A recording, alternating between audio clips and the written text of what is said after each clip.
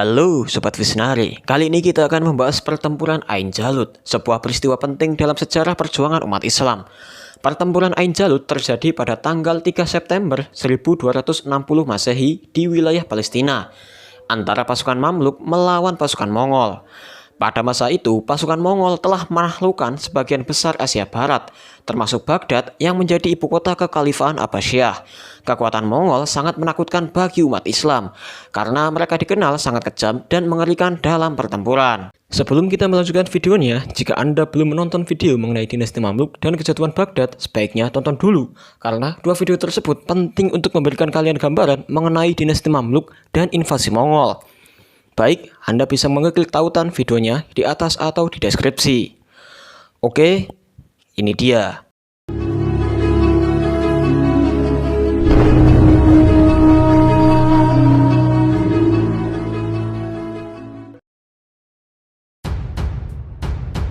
Di waktu Mongol sedang menggerogoti dunia Islam, dinasti Mamluk merupakan satu-satunya kekuatan Islam yang belum dilibas oleh Mongol. Menghadapi kenyataan tersebut, penguasa Mamluk saat itu, yaitu Sultan Saifuddin Qutuz, sedang bersiap-siap untuk menghadapi Mongol. Dia telah mempersiapkan pasukannya dengan sebaik-baiknya, mengumpulkan pasukan dari berbagai wilayah Islam, termasuk dari Suriah, Mesir, dan Hijaz. Dinasti Mamluk saat itu berkuasa di tanah Mesir dan daratan Suriah. Benteng-benteng mereka menjadi pertahanan terakhir agar Mongol tidak mencapai dua kota suci umat Islam, yaitu Mekah dan Madinah. Di waktu pasukan Mongol yang dipimpin oleh Hulagu Khan, cucu Genghis Khan, telah menyeberangi sungai Eufrat dan mengepung Damaskus, pasukan Mamluk yang saat itu dipimpin oleh Sultan Qutuz dan Panglima Baibars bergabung dengan pasukan dari Aleppo dan Homs untuk bersiap-siap menghadapi Mongol di Ain Jalut, sebuah dataran terbuka di dekat kota Yafi, Palestina. Namun diketahui pada waktu itu Hulagu Khan telah meninggalkan Suriah. Hulagu terpaksa berangkat ke Karakoram untuk menghadiri pemakaman seorang pemimpin Mongol, yakni Mongke Khan. Menurut tradisi Mongol, ketika seorang senior mangkat, para pangeran mesti berkumpul di pusara mendiang serta mengadakan rapat untuk menentukan siapa penerusnya. Karena itu, tumpuk kepemimpinan pasukan Mongol yang ada di Timur Tengah yang akan menghadapi pasukan Mamluk diserahkan kepada Kitbuka, orang kepercayaan Hulagu. Pasukan Mamluk akhirnya sampai di Nazaret, Palestina. Sultan Qutuz tidak langsung mengumumkan perang, tetapi mengatur terlebih dahulu penempatan prajuritnya. Sekelompok orang ditugaskan untuk menjadi mata-mata. Begitu mereka kembali, Sultan Mamluk akhirnya mengetahui musuh yang akan dihadapi kini dikomandoi oleh Kitbuka tanpa keterlibatan langsung dengan Hulagu Khan.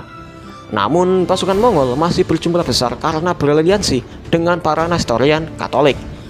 Memasuki bulan suci, semua perencanaan perang sudah siap. Sultan Qutuz menyusun komposisi pasukan utama.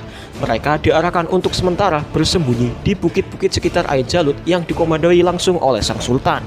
Sedangkan Panglima Baibars memimpin sebagian pasukan di dataran Ain Jalut untuk memancing Mongol.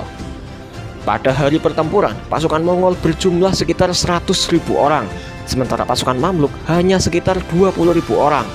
Namun beberapa literasi lain mengatakan jumlah pasukan Mamluk sebesar 40.000 orang.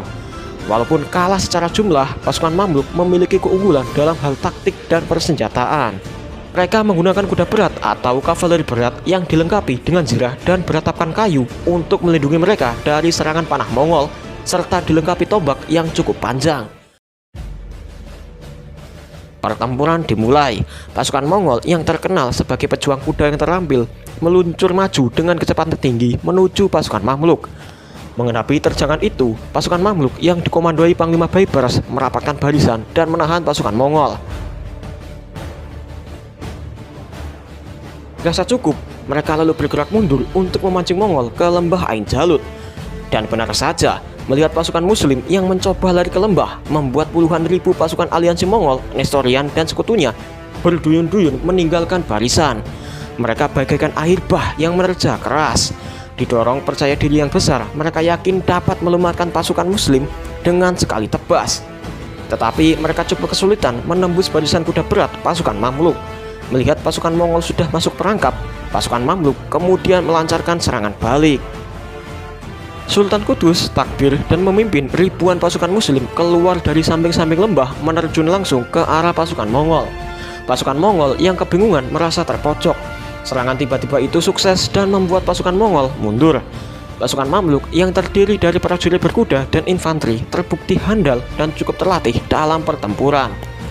Melihat pasukan Mongol yang berduyun-duyun mundur, pasukan Mamluk mengejar dan membantai dari belakang. Pemimpin Mongol yakni Kit Bukah ditemukan tewas di lembah Ain Jalut. Karena hal ini juga pasukan Mongol terpecah dan kehilangan arah. Dalam pertempuran yang hebat ini, pasukan Mamluk berhasil mengalahkan pasukan Mongol. Kemenangan ini membawa kegembiraan di seluruh dunia Islam dan menjadi titik balik dalam perang melawan pasukan Mongol. Mereka telah mematahkan mitos bahwa pasukan Mongol tidak akan pernah bisa dikalahkan. Sultan Kudus memuji pasukannya atas kemenangan mereka dan memperkuat kekuasaan dinasti Mamluk di Mesir dan Suriah. Selain itu, kemenangan ini juga menghentikan ekspansi pasukan Mongol ke wilayah Timur Tengah.